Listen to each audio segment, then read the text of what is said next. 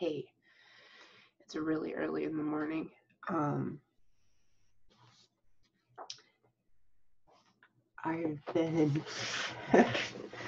on quite the journey lately. So I got this book, and it has been amazing. And I've been avoiding some parts because I don't like it. So someone recommended this book to have some good birth stories, but as I'm reading through them, there's an awful lot of intervention, like an awful lot of intervention. And I guess I wish we could go back. I just wish we could go back. But I think that you can't go back. So let's go forward. So I'm reading the chapter about going into labor. And my heart is breaking for all of these women out there.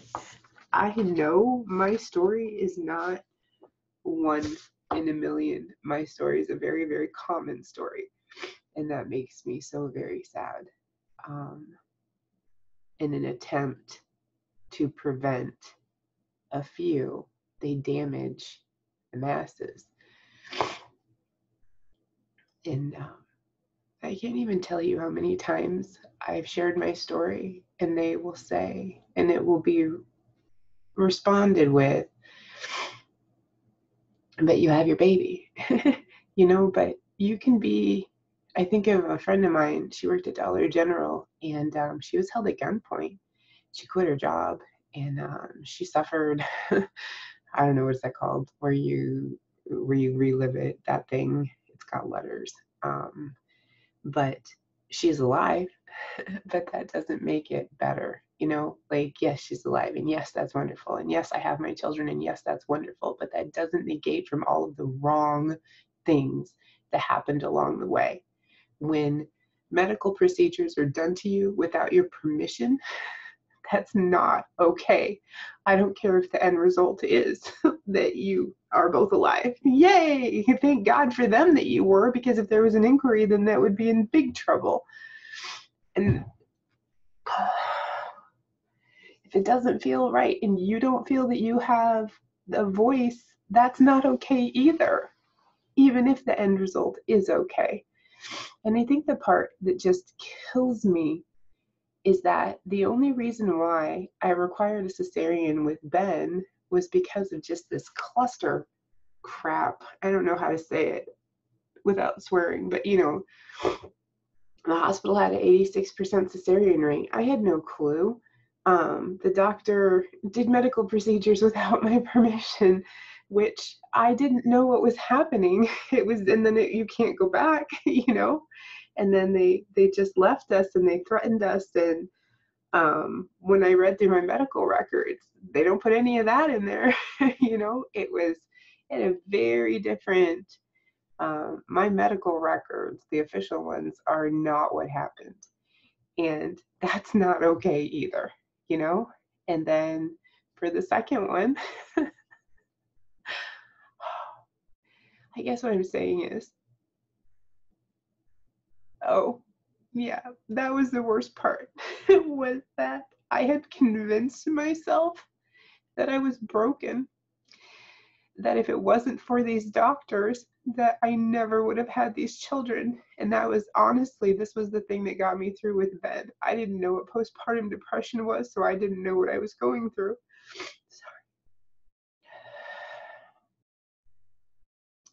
But it didn't have anything to do with him. It had everything to do with the barrage of synthetic hormones they put in me. And because of that, my milk didn't come in for 5 days. And that's devastating. And then they pressure you. And it's just like, once they started intervening, they couldn't stop, because this caused that problem, and then they needed to be there because of that, and then this caused that problem, and that problem, and that problem, and that problem, and that problem. And next thing you know, what should be a very, very natural thing has become a very not natural thing. And in its unnaturalness made it so that intervention need to happen, and they don't inform you, and they don't educate you, and they don't tell you about risks. um, you know My signature giving permission to do a cesarean is an X that they did. They moved my hand because it's just like, this is just so wrong. But the only way that I could live after it, like the only way I could get out of all of that, was to believe that if it wasn't for them, both me and my child would be dead. And that is not true. That is not true. Because that's not true. And the only reason why we were in the situation that we were in was because they intervened. They determined and they decided and they pushed and they shoved and they did it and they started it. So it's kind of like, I don't even know, what is it like? It's like a car accident. That just all of the things leading up to the car accident, you know? And then there was the car accident. But because it's a birth and you get a baby, then they can kind of do whatever they want. And that's not okay. That's not okay. And I was just reading right before this that a lot of women feel that they don't have a voice because if they speak up and go contrary to, and see, I had a person in my life that told me with my last birth that I shouldn't get so caught up in hospital policy, that by walking into that hospital, I'm agreeing to their policy, but they wouldn't tell me what their policy was. They wouldn't tell me what the procedures are. In fact, they asked me if I worked there. I can get a handbook that talks me through, but I don't know, like, they won't tell me what the procedure is for birth. When you're here, when you're there, when this happens, this is going to happen. Why are we not given privy to that? That's not okay. That's not okay. You know, like, I'm trying to think, where else is this a thing where something natural is happening and they're like, wait, and they intervene, and then send you on your way. Like, does that happen with other things? If so, it shouldn't. Definitely not with birth. And like the long lasting effects of this, like, I genuinely thought I was broken. So when we had another just crap show, I was told I could try. Like, do you hear what that says? They're gonna let me try to do this thing that my body was literally made to do. That should have been a huge warning. But I didn't understand because I had that mindset that I was broken and I needed them to intervene. And even like right before it happened, just boom, boom, boom, lie, manipulation and threats. And I was so, my doula had left. She had somebody that was progressing more quickly. And did I mind if she went to that one? And I'm like, you want to leave? She goes, if it's okay with you. And I'm like, yeah, go. And she did. She did, you know? And like, the doula, the midwife I'm working with now, like, she asked, have you ever been raped? So that she would know how to approach me. And nobody ever asked me any of that. I haven't, thank God, other than like the doctor doing things that he shouldn't have been doing, but it's not the same, but kind of. But I mean, you know, things were done to me that shouldn't have been done to me by people who didn't have a right to do them, you know? So, but yeah, and she asked and we talked, and she made sure that I was in a good place about that, because that can affect you and those things can come up at a very inopportune time. So anyway, I guess if you're watching this and you're still here and you're pregnant, you were made for this, literally made for this. And yes, there's a risk. There's a risk leaving your door.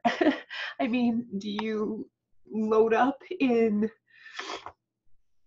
gear and like go to get to your van? No. Could something happen? Absolutely. Every day something could happen. But for whatever reason, they decided that they're going to try to prevent all these things from happening. But unfortunately, in trying to prevent them,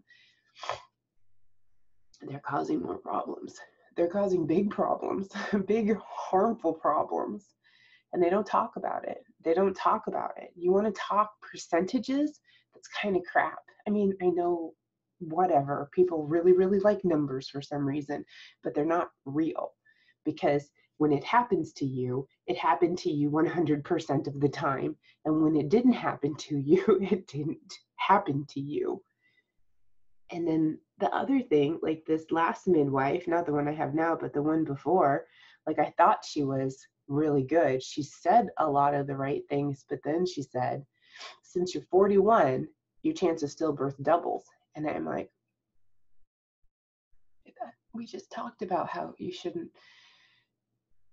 threaten people or say things, because it led into how they're going to, when they let me try, how they're going to monitor me the whole time, even though monitoring makes me nauseous. And um, she went over some of the induction things. And I'm like, so no, you're not gonna, you're not gonna, like, if this is our first time sitting down and talking and you're already preparing me for the preparation for a cesarean. And I'm like, so we found a different midwife, because you don't have to put up with that. And I know it's scary, but that's the thing. They like prey on your fears. And yeah, it's going to hurt. I'm not going to lie. I've never actually been through labor yet, because they keep pulling my babies before I get to that point. I let them pull my babies, but I didn't know. And they straight up lied to me about Theodore. If they had just left me for one more day, I was at 60% that afternoon and that night. We won't know. We'll never know.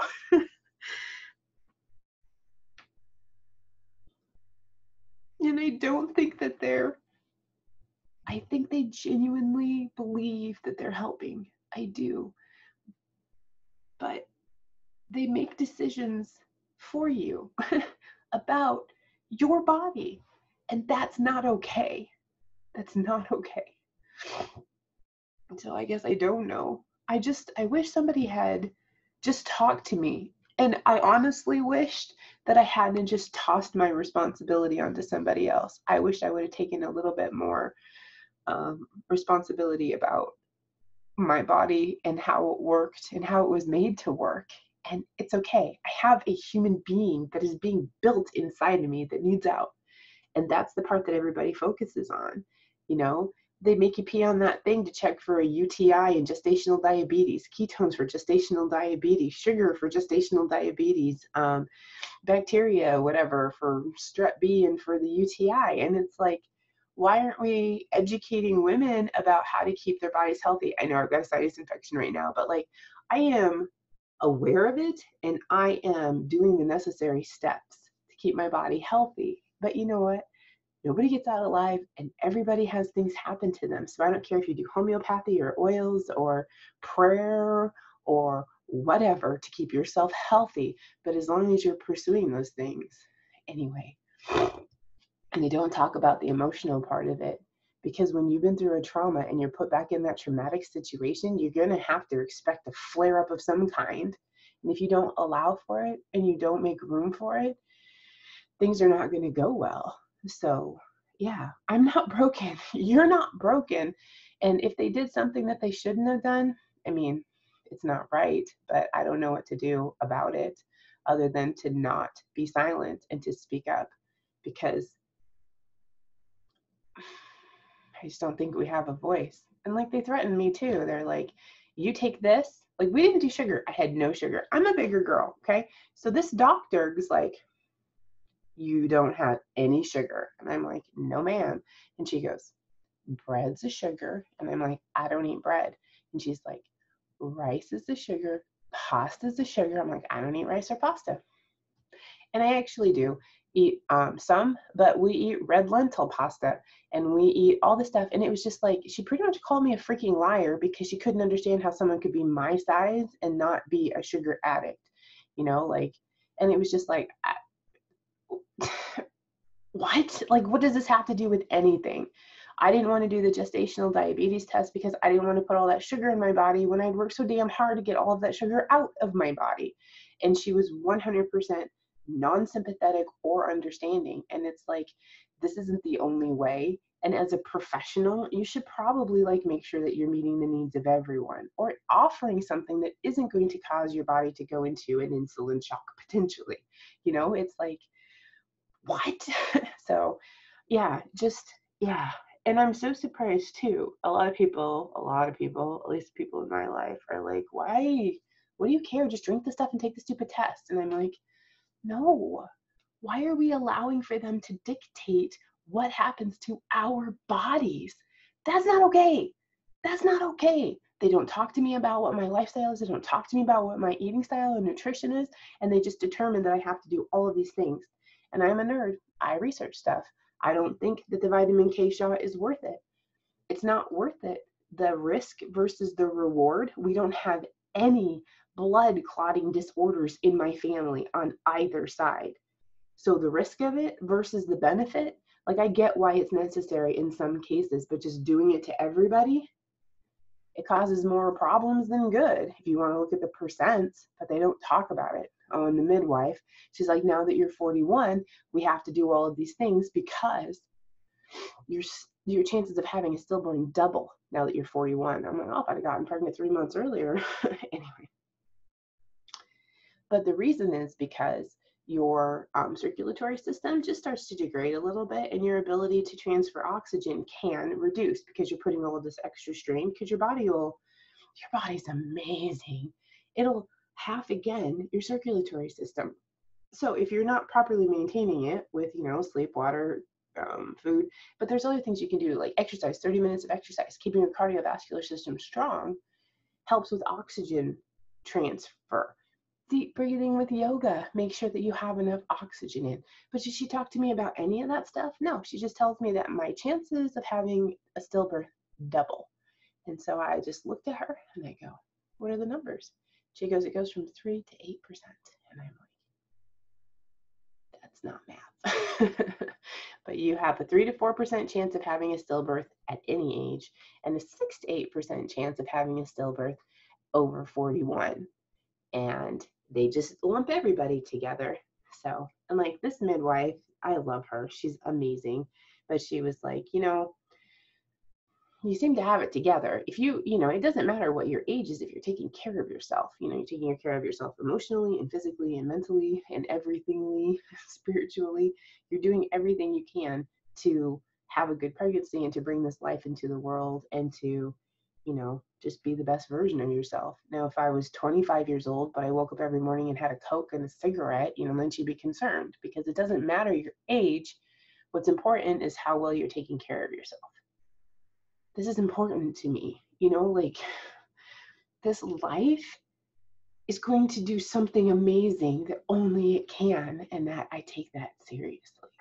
Anyway, I'm just babbling at this point. No, I'm not, because, okay, I didn't write this stuff down, and I wasn't sure, and I'm like starting to have all those boo because I was crying and all that stuff, and deranged badger and all that, but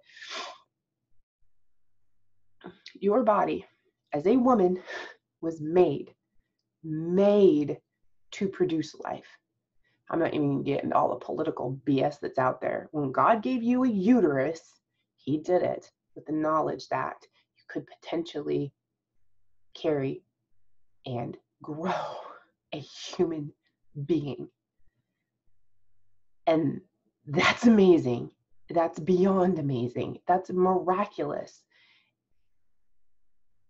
And it wasn't put in there broken. You're not broken. Sometimes things happen, and sometimes they're heads up that things need to change within your family, and sometimes there are things that need to change within you.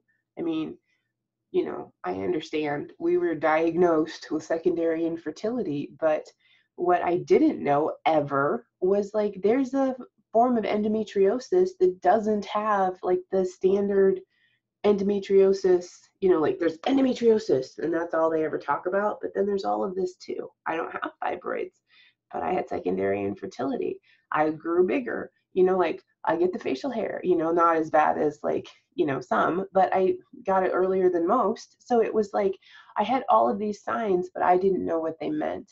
And I never had anybody who cared enough to look at me instead of just a bunch of test results. So garbage, you get the garbage out. Carbs are good. Like they give you energy, but the ones that don't have any nutritional value don't do you any good, and they cause fibroids and problems. Just like gestational diabetes, having that bad sugar load can cause your baby to grow bigger and have trouble during labor. The bad garbage load, the garbage, your white rice, your white flour, your white bread, anything that has no nutritional value, And it coats on your colon too. Like it has lasting effects. But when we got rid of that, my period started getting normal. But it wasn't just that. So we got rid of that. We cleaned up our diet, and I started to intentionally regulate my hormones. And I just did that using hormone supporting oils. But I also took the time to realize my worth and to plug it back into God, because that's how I do things. Hey, Phoenix. So, I mean, there was multiple things that were happening at the same time. And within 4 weeks, I stopped getting irrationally angry. Talk about a gift for everyone. And then it took a little bit longer. I turned 35 in there too. And I started getting a normal period for the first time in my life. And it took 17. I had 17 schedulable, regular, preparable for, I know when it's coming periods. And then I got pregnant with Theodore. And then after that, I let everything slide. Not the food. I'm still pretty good with the food, but being more intentional about where I am emotionally and spiritually. And then also I wasn't as consistent with the hormones, but my body let me know. My heels started to thicken. I got that crusty thing on my foot, and then my scalp started to be greasy, and it just was like unmanageably greasy, which are all and I was tired all the time. So, a lot of times we can justify all those things, but if we tune in and listen to our body, it'll let us know when something's not right, and it'll handle it, it'll handle it until it can't. And then things start to go to the wayside, and my brain was made to keep this body alive. And if I'm not,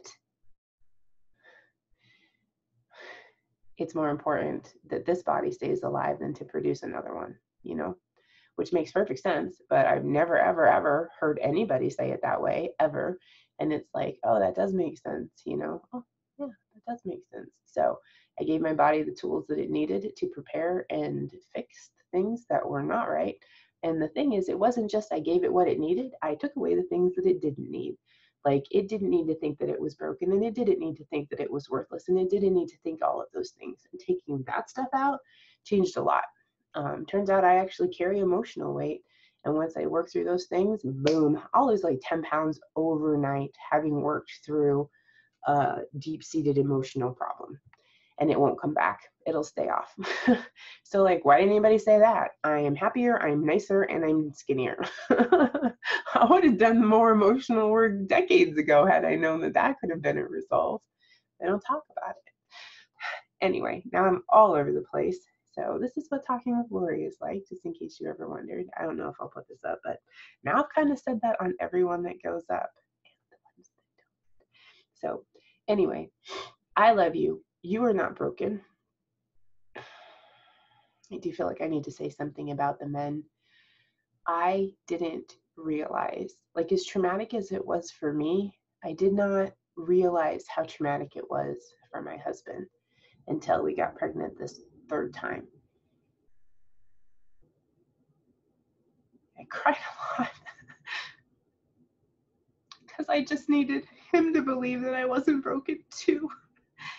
Like, I worried that I was just, like, I heard about it from so many different women who had never met me. They were like, I'm so sorry that this happened to you. There is nothing wrong with you. I just can't. I have a scheduling conflict, or I'm too far away, or whatever. But there's nothing wrong with you. And some of them even said they'd pray that I would have a good birth, and that I would find the person that needed to be there to be there, just to be support, like, not to intervene, but to let my body do its thing, and to just be there as a mental support, and, like, to keep an eye out for things that I don't know to watch for. I'm like, that's exactly what I want. The second lady I ever talked to, she was like, what do you want? And I was like, I want my mom and my sisters and my good friends there, not to do anything other than to, like, handle my household and to tell me that I can do this.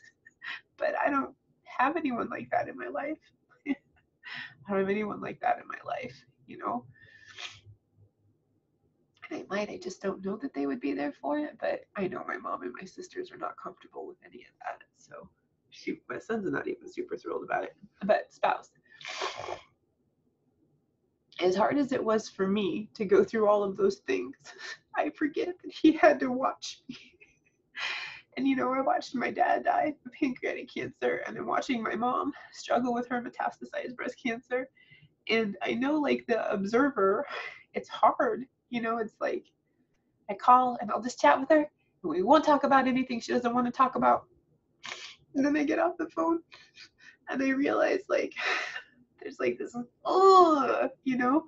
So when you're going through it, like you're that center of that target. But then those people that are just around that, it affects them so much.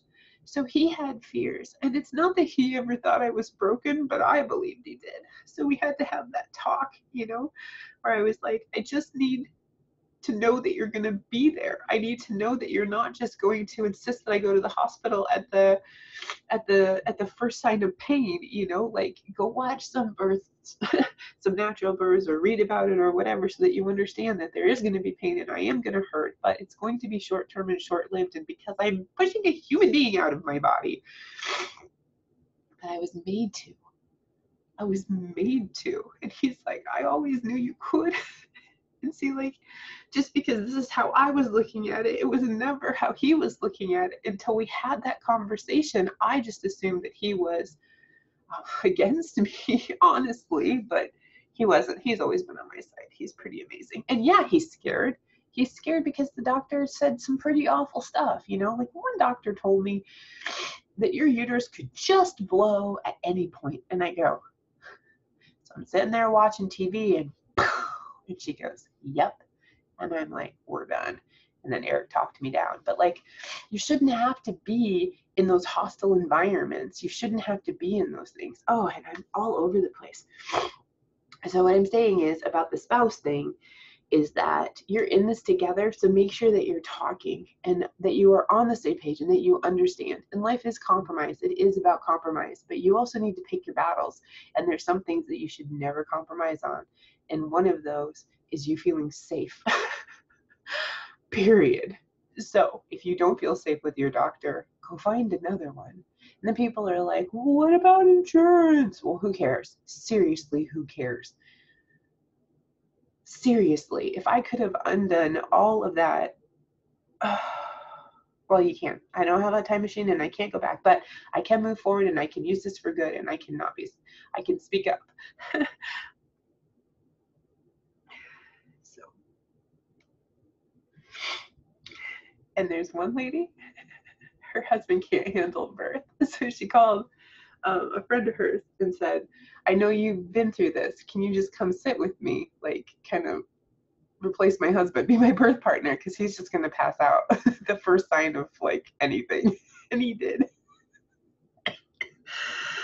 I don't know if he did that this one or if he just needed to remove himself from the room. But then it was just these 4 women just celebrating this beautiful natural event, So that's what I want. And that's what we should all have available to us. I just don't know how to make it happen.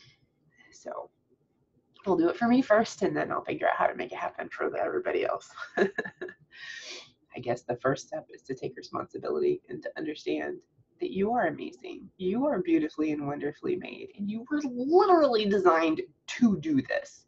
And while, yes, there is a small percent of things that can go wrong, there is a large percent that what I'm saying is true.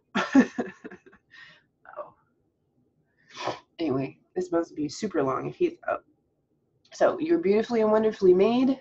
I love you. Talk, speak up, and seek out and search. And don't settle. Don't settle. Anyway, don't be too stubborn either, but that's a whole other thing. So